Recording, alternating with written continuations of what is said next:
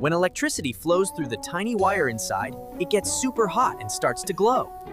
That's how the light bulb lights up. Have you ever wondered how a light bulb works? Let's take a closer look.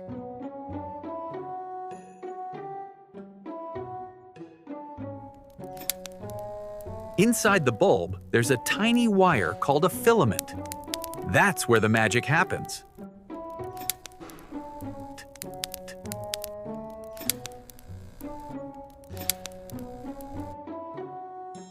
Imagine tiny helpers carrying energy inside the wires. Teamwork makes the light work.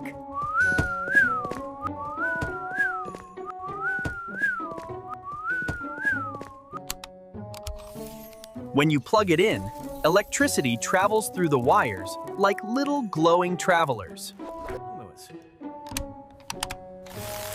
On the other hand, for example, flip the switch and zap!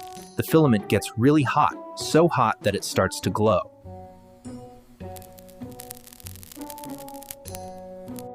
And thanks to this tiny bulb, we can light up the world. By the way, don't forget to subscribe to us.